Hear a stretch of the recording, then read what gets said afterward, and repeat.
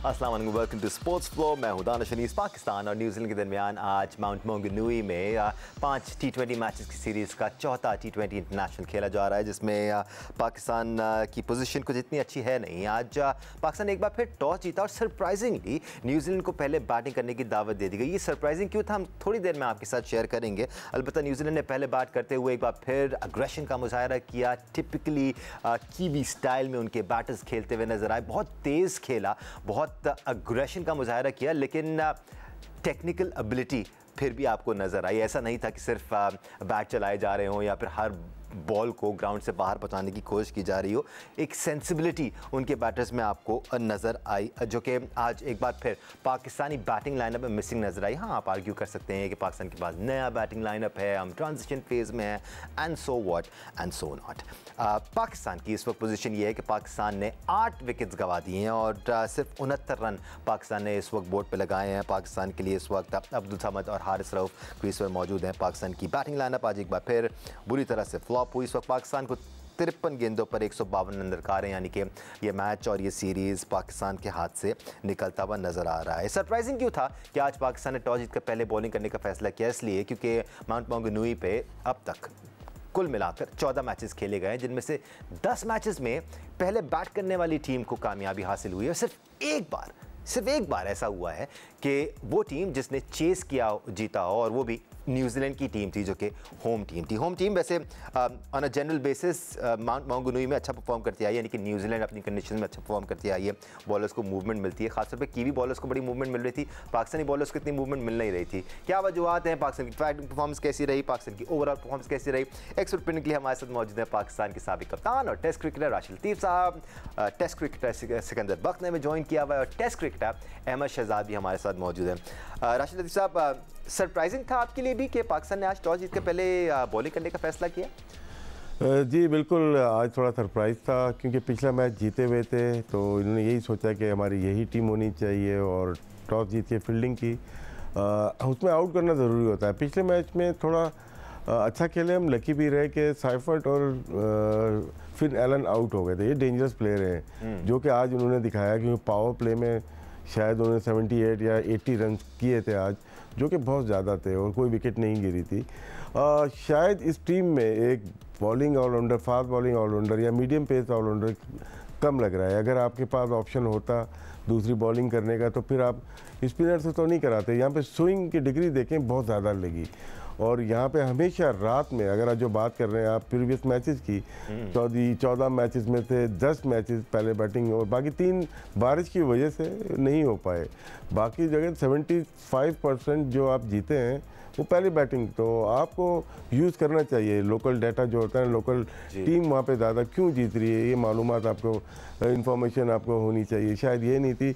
और एक allrounder missing है, तेज़ बॉलर, जिसकी वजह से शायद आपको स्पिनर्स पे बहुत ज़्यादा रिलाई कर रहे हैं।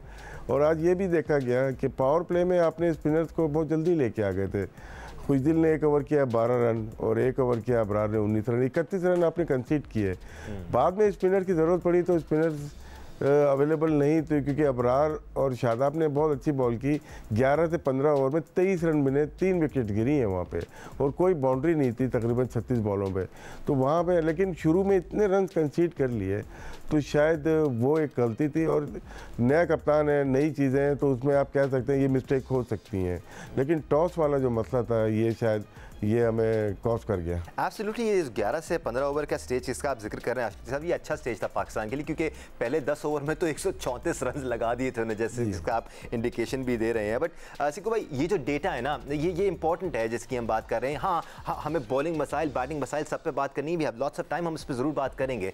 कॉमेंटेटर्स भी इस पर बात कर रहे थे, they got to feel for Pakistan के हर ग्राउंड में यहाँ पर आपको कंडीशंस डिफरेंट मिलेंगी। किसी ग्राउंड पे आपको पहले खेलना ज़्यादा फायदेमंद साबित होता है, किसी ग्राउंड में आपको दूसरी बारी में बैटिंग लेना ज़्यादा फायदेमंद साबित होता है। इस ग्राउंड पे खास तौर पे जब आप अंडर लाइट्स खेल रहे होते हैं और आप दूसरी बैटिंग कर रहे होते हैं, तो बॉलिंग साइड को ज़्यादा मूवमेंट मिलता है। ये कमेंटेटर्स भी डिस्कस कर रहे थे। ये डेटा पाकिस्तान टीम के पास भी होना चाहिए था, ताकि फिर कैलकुलेटेड डिसीजन लिया जाता पहले बैटिंग करने का। मैं इस पर आता हूँ। सबसे पहले जो राशिद ने बात बोली कि टीम में एक ऑलराउंडर मिसिंग था, टीम के अंदर टीम में कमी महसूस हो रही है। टीम में प्रॉपर क्रिकेटर्स की कमी महसूस हुई। I am very sorry. मैं डे 1 से कहता आ रहा हूँ कि ये स्ट्रीट क्रिकेट है, स्ट्रीट क्रिकेट में और इंटरनेशनल क्रिकेट में फ़र्क है। अच्छा, अब ये तो वो बात हो गई। अब जो डेटा वाली बात हो रही है, ये वो डेटा है, ये तो 100% आपको ग्राउंड पे जाके देखना है। ये तो बहुत ही कॉमन सी चीज़ है कि आपने उसको क्लिक करते आपको हर चीज़ डिटेल्स आ जाती हैं, आप जाकर वहाँ पर किसी से बात भी कर सकते हैं। मगर जो मेरा एक्सपीरियंस है वो इन किस्म की चीज़ों का, जब मैं एनालिस्ट था और मेरा काम था ये डेटा प्रोवाइड करना, तो उस वक्त मेरे पास कौन कौन से प्लेयर नहीं थे। शोएब अख्तर थे, वसीम अकरम थे, वक्कार यूनुस थे, इंजमाम थे, यूसुफ थे, अफरीदी थे, यूसुफ यूनुस, पता नहीं कौन कौन था। इतने बड़े कोई नहीं देखता था। Nobody was interested कि जी वो देखें सुने, मुझे नहीं पता यहाँ पर क्या हाल है।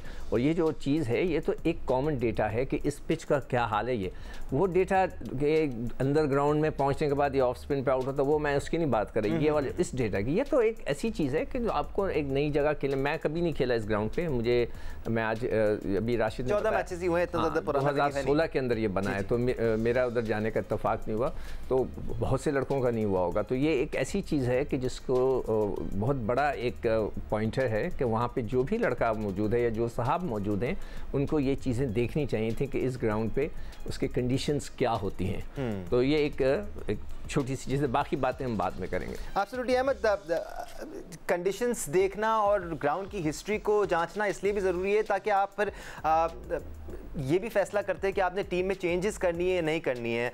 अनफॉर्चुनेटली आपने भी ये चीज़ बहुत विटनेस की होगी, ये जो विनिंग कॉम्बिनेशन वाली साइंस है ना, ये पाकिस्तान हमेशा से इस पर अमल करता आया है कि हम एक मैच जीत गए तो अगले मैच में भी हम उसी टीम के साथ जा रहे हैं, रिगार्डलेस ऑफ द फैक्ट कि उस ग्राउंड की कंडीशंस क्या डिमांड कर रही हैं, क्या वो एक और सीमा डिमांड कर रही हैं या नहीं कर रही हैं। जी बिल्कुल, दुनिया की क्रिकेट आगे बढ़ गई है, आपने कंसिस्टेंट रहना है और आपको ये जो बेसिक डाटा है इसका तो पता ही होना चाहिए कि यहाँ पे रात को जो दूसरी खेलने वाली टीम होती है वो स्ट्रगल करती है, जहाँ पे बॉल सीम भी होता है, जहाँ पे बॉल बाउंस भी हमें देखने को मिला। बड़ा डिफरेंस था। अगर यही पाकिस्तान ने अच्छा डिसीजन लिया होता टॉस पे तो हो सकता है न्यूजीलैंड फंसा होता जिस तरह पाकिस्तान अभी फंसा हुआ है। लेकिन दूसरी तरफ अगर आप डाटा की बात कर रहे हैं तो किसी भी कैप्टन के लिए बहुत इंपॉर्टेंट होता है डाटा आजकल के ज़माने में। आई डोंट नो पहले क्या होता रहा है क्या नहीं होता रहा है।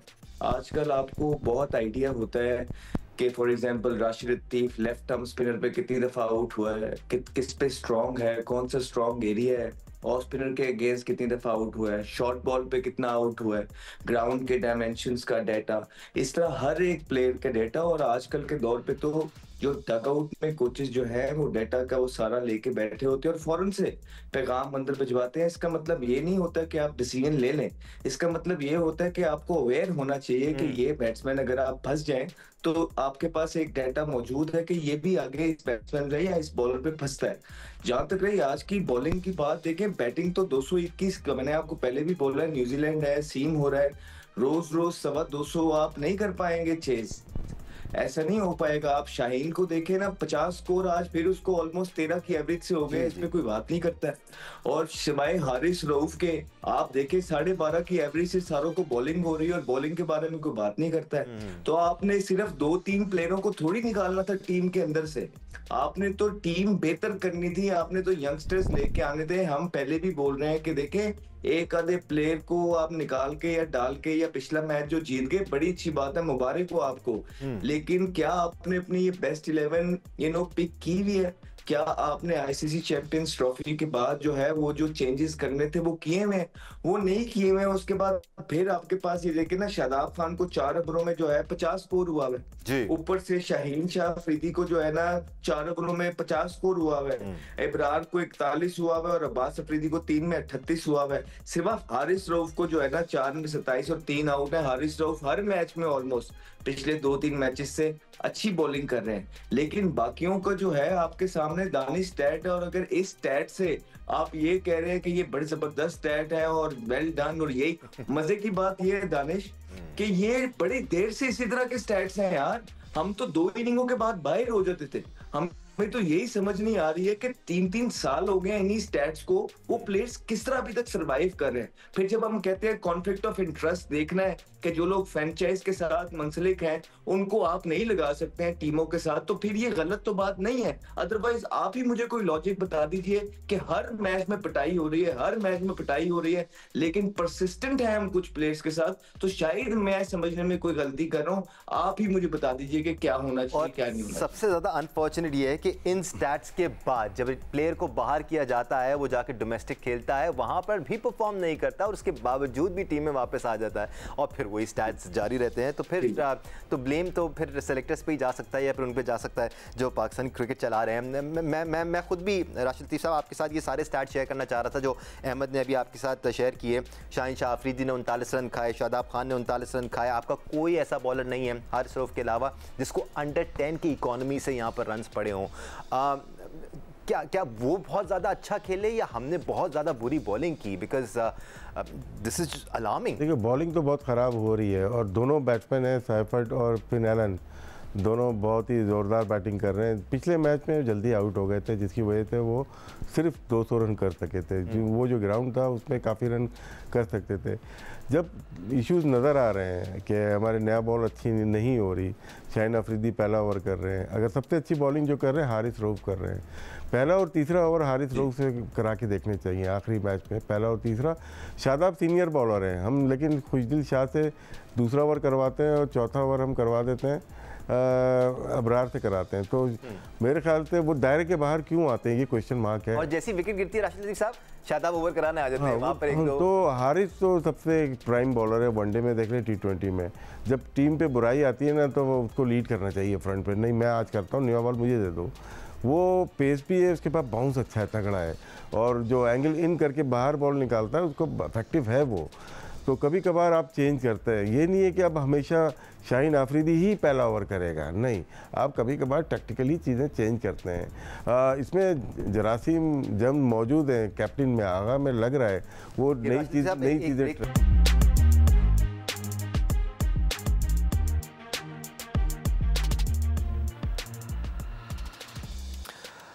Welcome back once again to Sports Flow Cricket Special। Pakistan और न्यूजीलैंड के दरमियान 5 T20 सीरीज़ का आज चौथा T20 इंटरनेशनल खेला गया जिसमें न्यूजीलैंड को फैसला कुन विक्ट्री मिली। न्यूजीलैंड ने 3-1 से ये सीरीज़ अपने नाम की। माउंट मोंगनूई में ये मैच खेला गया जिसमें पाकिस्तान को 115 रन से शिकस्त हुई। पाकिस्तान ने आज टॉस जीतकर पहले फील्डिंग करने का फैसला किया जो कि गलत फैसला साबित हुआ। न्यूजीलैंड ने पहले खेलते हुए 220 रन स्कोर किए 6 विकेटों के नुकसान पर। पाकिस्तान के लिए आज एक बार फिर कोई ऐसा बॉलर नज़र नहीं आया जो खातिर खा परफॉर्मेंस दिखा सकता या फिर रन्स के फ्लो को रोक सकता। आज हारिस रऊफ एक बार फिर अच्छी बॉलिंग का मुजाहरा करते हुए नज़र आए। उन्होंने पिछले मैच भी 3 विकेट्स हासिल की थी, इस मैच में भी 3 विकेट्स हासिल करने में कामयाब हुए। वाहिद इकनॉमिकल बॉलर थे पाकिस्तान के लिए, the only bowler to bowl at 6.75 economy. इसके अलावा जितने ही बॉलर्स थे सब ने ओवर 10 की इकॉनमी से आज बॉलिंग की। इनफैक्ट ओवर 12 की इकॉनमी से शाहीन शाह अफरीदी, खुशदिल शाह, अब्बास अफरीदी और शादाब खान ने बॉलिंग की है। खुशदिल शाह ने सिर्फ एक ही ओवर कराया, उसके अलावा बाकी बॉलर्स ने अपने 4-4 ओवर्स का कोटा मुकम्मल किया। अपार्ट फ्रॉम अब्बास अफरीदी जिन्होंने 3 ओवर्स कराए, 1 विकेट हासिल किया और 38 रन दिए। पाकिस्तान की जब बैटिंग की बारी आई तो पाकिस्तान को कोई भी बल्लेबाज क्रीज पर रुक ना सका। ओपनर्स समेत जो इब्तदाई 3 बल्लेबाज थे वो जल्दी पवेलियन लौटे। इरफान खान ने कुछ मज़ाहमत दिखाई लेकिन वो भी 16 गेंदों पर 24 रन बनाकर पवेलियन वापस लौटे। Down the order Abdul Samad ने 30 गेंदों पर 44 रन की इनिंग ज़रूर खेली but that was not good enough और पाकिस्तान को 115 रन से शिकस्त हुई। अब इस तरह इस सीरीज़ में सिर्फ एक मैच बाकी रह गया है और वो पाकिस्तानी टीम फेस सेविंग के लिए खेलेगी।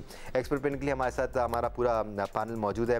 राशिद लतीफ़ साहब, शिकस्त की वजूहात पे अगर हम बात करें तो कोई एक नहीं है, बहुत सारी हैं और वो इस सीरीज़ तक लिमिटेड नहीं है, वो पिछले 2.5-3 साल तक चला जाना पड़ेगा हमें अगर हम वजूहात पे गए तो। नहीं, मैं इसी मैच पे जाऊंगा। फिन एलन और सैफर्ट की जो बैटिंग थी ना उसने तकरीबन मैच से बाहर कर दिया था। शुरू में 8 ओवर में अगर आप देखते हैं तो वो लग रहा था कि ये बहुत ही कमाल बैटिंग की है।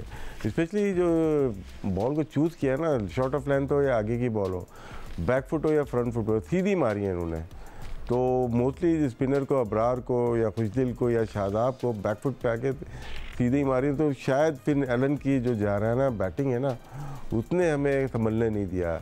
नो डाउट बीच में कदरन बेहतर हमने बॉलिंग की, 36 बॉल पे हमारा कोई बाउंड्री नहीं लगी थी, लेकिन वो इनफ बाउंड्री मार चुके थे। शुरू के 10 ओवर में 134 रन जो किए थे, उसके बाद वो रन बॉल ही गए, लेकिन लास्ट के 3 ओवर में दोबारा उन्होंने पीक किया है और उसके बाद ब्रेजवेल ने अच्छी बैटिंग की है। तो मैं ये समझता हूँ दोनों ओपनर्स ने जिस तरह से बॉलिंग की, और जब उनकी बॉलिंग आई है, डफी हो जाए या औरॉक हो जाए, उनको बहुत स्विंग मिली है। देखिए शाम का टाइम बहुत ही स्विंग वाली बॉल थी, जो कि हमने इंफॉर्मेशन दी है कि जो टॉस जीत के बैटिंग जिन्होंने की है 10 मैच जीते हुए वो, तो वही रिपीट हुई है।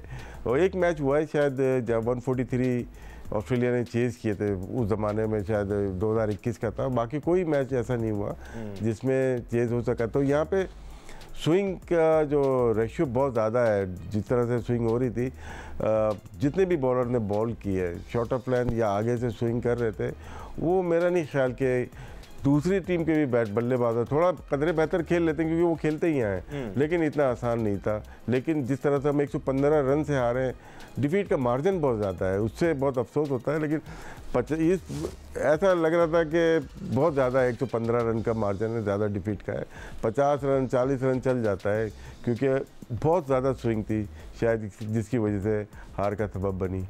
सिकंदर, कोई शक नहीं है कि मॉडर्न डे क्रिकेट, खासतौर पे T20 क्रिकेट की डिमांड है कि आप अग्रेसिव इंटेंट वाले प्लेयर्स को टीम में शामिल करें। हाँ, वो उस ब्रांड की क्रिकेट तो हम नहीं खेल सकते कि आप रन बॉल खेल रहे हो T20 में, जिस मसले का हम सामना कर रहे थे। But at the same time, जिस तरह राशिद लतीफ़ साहब कह रहे हैं, साइफर्ट और फिन एलन ने जिस तरह की बैटिंग की है, पक्के स्ट्रोक्स थे सारे, ऐसा नहीं था कि सिर्फ बल्ले घुमाए जा रहे थे या फिर बैट और बॉल के बीच में 2-2 गज का फासला था। प्रॉपर क्रिकेटिंग स्ट्रोक्स देखने को हमें मिले with the aggressive intent. That is what Pakistan needs, not just mindless stroke making. देखो, जब से ये टीम अनाउंस हुई, मैं एक ही चीज़ की बात कर रहा हूँ कि प्रॉपर क्रिकेटर्स खेलने चाहिए जो फर्स्ट क्लास क्रिकेट भी खेलते हैं। अभी समत ने 44 रन तो कर दिए हैं, मगर समत का रिकॉर्ड मैं आपको बता दूँ, वो किस बेस पे सिलेक्ट हुआ मुझे आज तक नहीं पता। फर्स्ट क्लास के 13 मैच हैं और 323 रन है। 13 मैचों में 323 आप सेलेक्ट हो गए। T20 के वो जो मैचेस, उसके रिकॉर्ड बुक में जो लिखा है, ये मैंने तो खुद जाके नहीं निकाला, ऑब्वियसली मैं इंटरनेट पे जाता हूँ। तो 18 मैच हैं और 247, जस्ट इमेजिन 247 रन है। He is playing for Pakistan. Champions cup हुआ, उसने 10 मैचों में 115 रन किए। मेरा सवाल ये है कि अगर आपने इसी तरह लड़कों को पिक करना है कि वो अच्छा ऊंचे शॉट मार देता है, तो भाई फिर फर्स्ट क्लास क्रिकेट का फ़ायदा क्या? आप और उनके, मैंने अभी यहीं पे कहीं लिख कर रखा हुआ है फर्स्ट क्लास मैचेस का सारा, कि उनके कितने फर्स्ट क्लास मैच हैं। उन्होंने 760 मैचेस खेले में फर्स्ट क्लास, हमने 400 खेले में। हमारे लड़के, आपको टीम सेलेक्ट करनी है, प्रॉपर लड़कों को सेलेक्ट करें, कोई बात नहीं, मगर वो लड़कों को सेलेक्ट करें जो प्रॉपर क्रिकेट खेलते हों। फिर दूसरी चीज़, हम में और दूसरी टीमों में जो सोच का फ़र्क है, वो दूसरी टीमों को आप देखें, पाकिस्तान आती है या पाकिस्तान उन साथ खेल रहा होता है, वो हर मैच में 1-1, 2-2 तब्दीलियां कर रही होती हैं कि ऊपर से एक को बिठाया। हाँ, के हिसाब से हमने एक सीक्रेट वेपन रखा है उस्मान खान, आज उसको खिला देना चाहिए था। और अगर आप जब तक स्विच नहीं करेंगे तो नए लड़के कैसे बनेंगे? आप मुकीम को लेकर गए, सुफियान मुकीम को आपने नहीं खिलाया, आप इसको ट्राई तो करें, उसको मौका तो दें, आपने नहीं खिलाया, तो फिर फ़ायदा क्या? फिर क्यों आप कहते हैं कि हम नई टीम बना रहे हैं? अहमद, चले अब्दुल समद की अगर हम बात कर लें, रिगार्डलेस ऑफ द फैक्ट कि उनके इतना ज़्यादा फर्स्ट क्लास का एक्सपीरियंस नहीं है, उनके इतने ज़्यादा रन नहीं है, ठीक है, सेलेक्टर्स को उनमें एक स्पार्क नज़र आया, उनको नज़र आया कि ये बंदा हमारे लिए फ़ायदेमंद साबित हो सकता है, आपने उनको टीम में शामिल किया। लेकिन फिर उनका क्या बैटिंग ऑर्डर भी बेहतर होना चाहिए? क्या एक बैट्समैन जो एज अ बैटर खेल रहा है, क्या वो एक बॉलिंग ऑलराउंडर से नीचे आना चाहिए? क्योंकि शादाब खान, खुशदिल शाह और अब्दुल समद दोनों से ऊपर आए। जी बिल्कुल, doesn't make any sense to me as well कि अगर आपने उसको सिलेक्ट किया है और एक बैटर सिलेक्ट किया है थर्डली जो बॉलिंग नहीं करता, उनको फिर आप इतनी रिस्पेक्ट तो दें टीम के अंदर के एटलीस्ट शादाब खान। अब शादाब खान किस मर्ज की दवा है, मुझे तो ये बिल्कुल पता नहीं लग रहा है कि वो बैटर हैं, बॉलर हैं, फील्डर हैं, क्या हैं, और किस बेस पे उनका जो है ना कमबैक भी हुआ है, बिल्कुल समझ नहीं आ रही है। इससे ज्यादा बनता नहीं है कि उसके ऊपर कोई बात करें। राशिद भाई भी बात कर रहे थे कि वो बड़ा जबरदस्त बैटिंग की है, टीम साइफर्ड ने और उनके ओपनर्स ने, हमारे भी ओपनर्स या हमारे भी बैट्समैन अच्छा खेलते हैं, लेकिन ओवर द इयर्स होता ये रहा है कि 3-4 मैचेस बाद करके आती हैं कि वो हमारे बल्लेबाजों के अगेंस्ट जो है प्रॉपर प्लान बनाती हैं और उनके वीक लिंक्स को हिट करती हैं। ऐसी क्या वजह हो गई कि न्यूजीलैंड के साथ बार बार हम खेलते ही चले जा रहे हैं और यही 2 बल्लेबाज हमें मारते ही चले जा रहे हैं। ओपनर्स जो है ना हमारा बेड़ा गर्क कर देते हैं, ऊपर से मार मार के साइड पे लगा देते हैं मैच को। हमारी मैनेजमेंट उनके वीक पॉइंट्स क्यों नहीं पकड़ती? हमारी बॉलिंग जो है उनके वीक पॉइंट्स क्यों नहीं पकड़ती कि साइफर्ड कहाँ से कमजोर है, फिल एलन कहाँ से कमजोर है, चैपमैन कहाँ से फंसता है? ये कब तक हम दूसरों की तारीफ करते रहेंगे, अपने आप को कब देखेंगे इम्प्रूव करने के लिए? तो ये देखा जाता है कि वो तो अच्छे हैं इसलिए न्यूजीलैंड की तरफ से खेल रहे हैं, वो तो अच्छे हैं इसलिए हर टूर्नामेंट के अंदर सेमीफाइनल फाइनल खेलते हैं।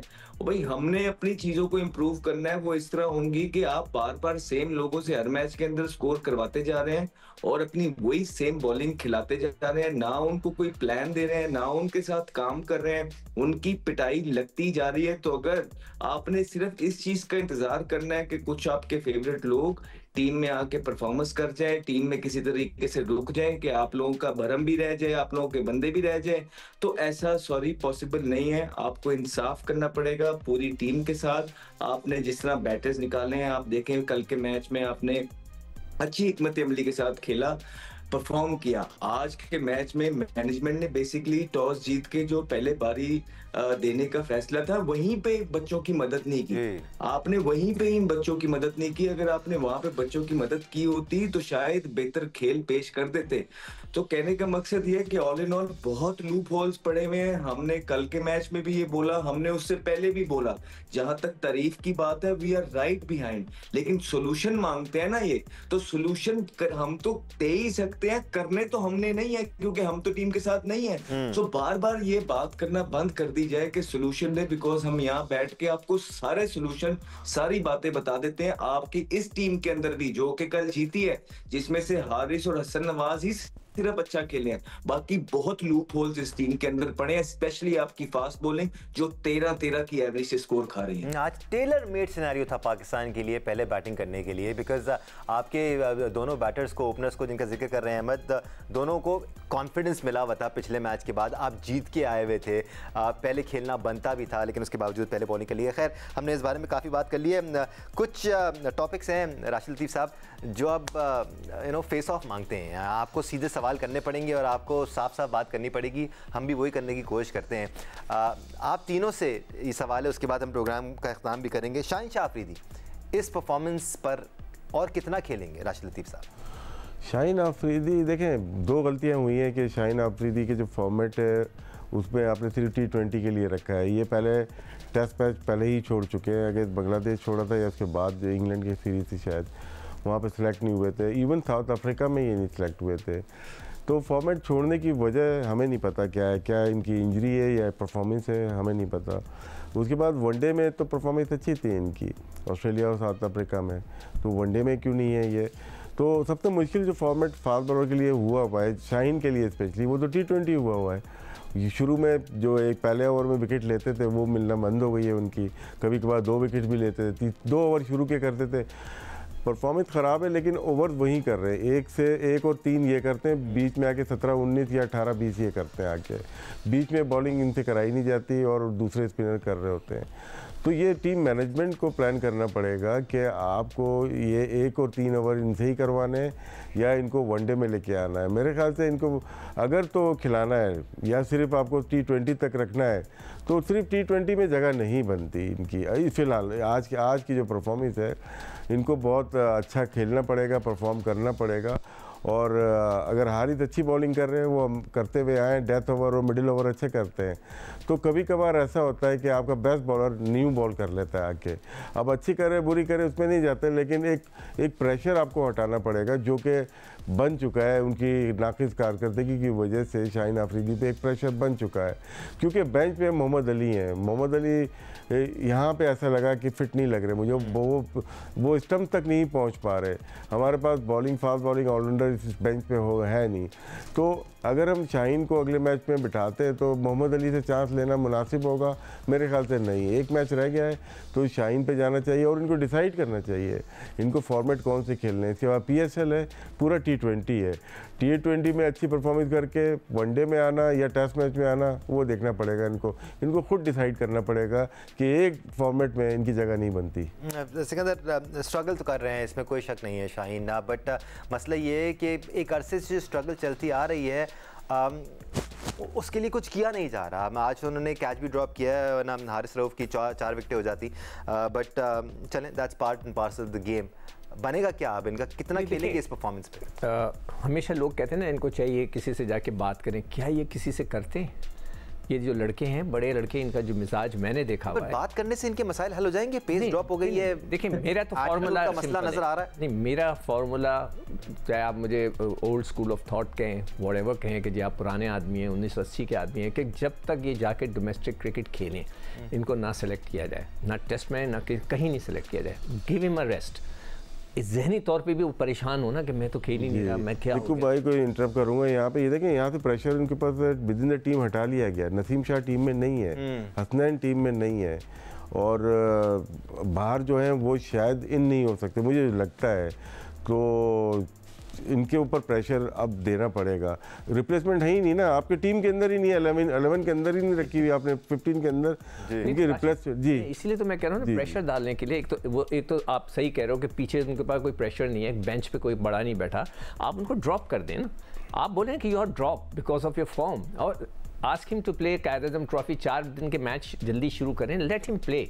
वहाँ से एक जहनी तौर पे तो अपने आप को वो लड़े ना अपने आप से कि मैंने वापस आना है, मैंने कम बैक। नहीं भाई, मान लेता हूँ सारी बातें सही हैं, ये वनडे में क्यों नहीं सिलेक्ट किया मुझे समझ में नहीं आ रही। क्या तो इन दोनों को, हारिस भी नहीं है वनडे में और शाहीन भी नहीं है, और आपको ये जितवाने वाले तो यही थे दोनों।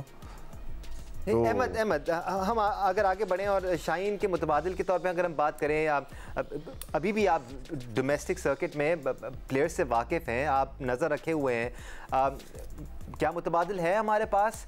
बिकॉज देखिए, हम बैटर्स को तो खिला रहे हैं, यंगस्टर्स को खिला रहे हैं, ज़्यादा मैचेस नहीं हैं, 10-11 मैचेस वाले को भी हम खिला रहे हैं, तो क्या हम चांस ले सकते हैं? कितनी ही बुरी बॉलिंग हो जाएगी, 4 ओवर में 40 रन दे देगा कोई बगैर विकेट लिए, 50 रन दे देगा, वो तो हमारे सीनियर बॉलर्स भी दे रहे हैं। देखिए, कोई डिप्लोमेटिक जवाब मैं इसका देना नहीं चाहता, सीधी सीधी बात करना चाहता हूँ। सीधी सीधी सवाल है, सीधी सीधी जवाब देना है। वो ये है कि ऑब्वियसली आपके बाबर और रिजवान चले गए, हसन नवाज ने स्कोर कर दिए दूसरे तीसरे मैच में, अब आपके पास 3-4 वहां के बल्लेबाज हो गए हैं जो वहां उस नंबर पे खेलते हैं। इसी तरीके से नो डिसरिस्पेक्ट टू एनीबॉडी जिसने पाकिस्तान के लिए परफॉर्मेंसेस की है, सर आंखों पे है, लेकिन पिछले 2-2.5 साल से वो पाकिस्तान के लिए कोई परफॉर्मेंस कर नहीं पा रहे हैं। इंजरी प्रॉब्लम है, फुटिंग्स प्रॉब्लम है, एक्शन मॉडिफाई होने वाला है, बहुत ज्यादा तरीके हैं, उसको जाके सॉर्ट करना है, परफॉर्मेंस करना है, वापस आनी है, चाहे वो यहाँ खेले, वहां खेले, टेस्ट में खेले, परफॉर्मेंस नहीं है, सिंपल सी बात। आपने नए बच्चों को लेके आना है, आप आकिब जवेद को ला रहे हैं, मूसा खान को लेके आ रहे हैं, आप और 3-4 स्काउटिंग करेंगे, निकल आएंगे, जब आप खिलाते रहते हैं वो परफॉर्मेंस कर जाते हैं और कोई ना कोई बीच में से सेट हो जाता है। हम जब बाहर हो रहे थे 13 से 14 ओपनर्स ट्राई किए गए थे तो बन ही गए थे ना 2-3, तो आपने सिंपल सी बात करनी है कि आपने बहुत मौके दिए हैं, सर आंखों पे हैं, और कमबैक के दरवाजे हमेशा से किसी भी प्लेयर के लिए खुले रहते हैं। आपने जाना है, लेकिन अपनी गलतियों पे काम तो करना ही पड़ेगा ना। इंटरनेशनल जगह, उनके खुद ही अपने बड़े बोलते हैं कि इंटरनेशनल जगह सीखने की नहीं है, सीखने के लिए आपने पीछे वापस जाना है, ये परफॉर्मेंस बेस्ड जगह है ना, खुद ही उनके बड़े भी, सबके बड़े यही बोलते हैं। तो भाई वापस जाना है, सीखना है, टाइम गुजारना है, अपनी चीजों पे काम करना है और दोबारा से आ जाना है। यंग है अभी यार, छोटी छोटी सी उम्रें हैं इनकी। तो कहने का मकसद ये है कि जब आप अपने आप को जबरदस्ती परसिस्ट करते रहते हैं और बार बार वो कोचेस, वो सिलेक्टर उन्हें सिलेक्ट करते रहते हैं, तो अपनी भी रेपुटेशन डाउन होती है, और जब रेपुटेशन डाउन होती है फिर कम बैक करना बड़ा मुश्किल हो जाता है। ये बात हम पहले भी करते हैं, हम सबके खैर ख्वाह हैं, कोई दुश्मन नहीं है, सिर्फ हम पाकिस्तान की बेहतरी चाहते हैं और उसमें सारे ही भाई हैं हमारे, कोई इसमें साइड लेने की किसी की बात नहीं। और बड़ा अनफॉर्चुनेट है कि ये ख्याल भी सिर्फ पाकिस्तान में ही है रह गया है अब, कि पाकिस्तान का बॉलिंग अटैक दुनिया का बेहतरीन बॉलिंग अटैक है। दुनिया भर में बाकायदा अब मौजूदा प्लेयर्स और साबिक प्लेयर्स अलग-अलग बता रहे हैं कि नहीं जी ऐसा नहीं है, अब पाकिस्तान की बॉलिंग में अब वो ऊँफ रहा नहीं है जो एक टाइम पे था, और ये सच भी है, और पाकिस्तान क्रिकेट को इसका सोल्यूशन निकालना होगा। राशिद लतीफ़ साहब बहुत शुक्रिया आपका, अहमद शहजाद, सिकंदर बख्त, आप सबका बहुत शुक्रिया हमें ज्वाइन करने के लिए। अनफॉर्चुनेटली पाकिस्तान सीरीज़ तो हार गया, लेकिन फेस सेविंग के लिए एक और मैच बाकी है, let's see what happens in that match, और उसके बाद फिर क्या हम अपनी गलतियों से सीखते हैं या नहीं सीखते हैं। ऑन दैट नोट, अल्लाह हाफिज़।